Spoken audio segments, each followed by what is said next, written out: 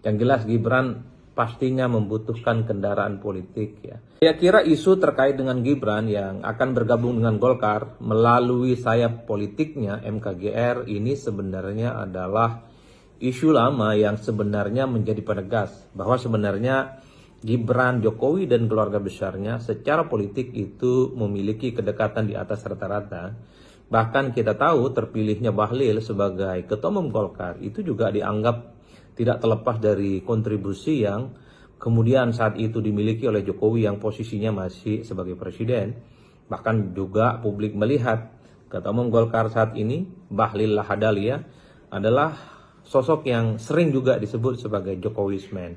Jadi wajar kalau kemudian di setiap event-event Golkar ataupun sayap politik Golkar, di situ ketika ada Gibran yang diundang posisinya sebagai wakil presiden, selalu dikaitkan soal kemungkinannya akan bergabung dengan Golkar. Tapi satu hal sebenarnya bahwa apapun partai yang ingin diikuti oleh Gibran, tapi memang penting bagi Gibran untuk memikirkan bagaimana langkah politiknya ke depan itu memang harus melalui partai politik. Dan Golkar adalah partai yang paling dekat, partai yang selalu dikait-kaitkan dengan Gibran Rakabuming Raka.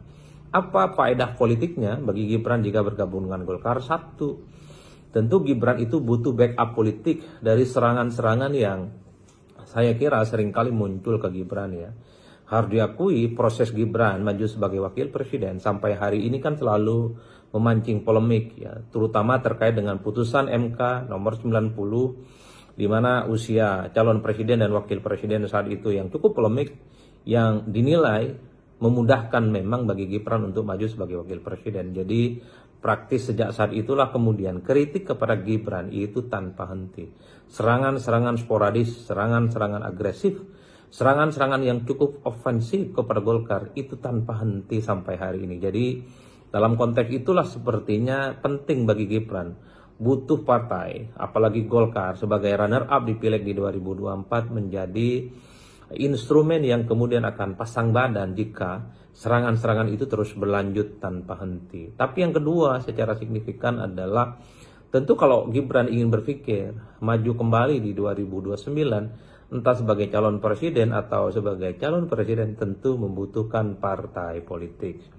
Nah, Golkar bagi saya adalah partai yang cocok, apple to apple bagi Golkar, bagi Gibran maksud saya, untuk menjadi bagian di dalamnya. Nah, sekarang problemnya adalah apakah Golkar mau menerima Gibran sebagai kader mereka, dan Gibran dianggap sebagai insentif dan menjadi figur kunci yang akan mereka harapkan, mereka perjuangkan untuk di 5 tahun yang akan datang. Mengingat kita tahu di Golkar itu begitu banyak kader-kader senior, kader-kader berpengalaman yang saya kira kontribusinya membangun Golkar juga cukup luar biasa.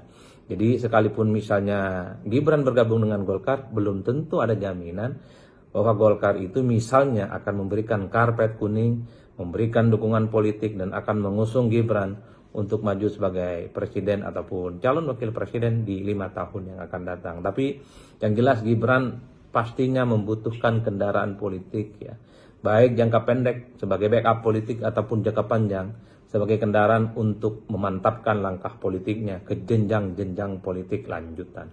Saya kira di situ. Kami semua menangis, para kiai menangis, Ibu Megawati menangis. Kami tidak menyangka. Semoga diberikan keadilan.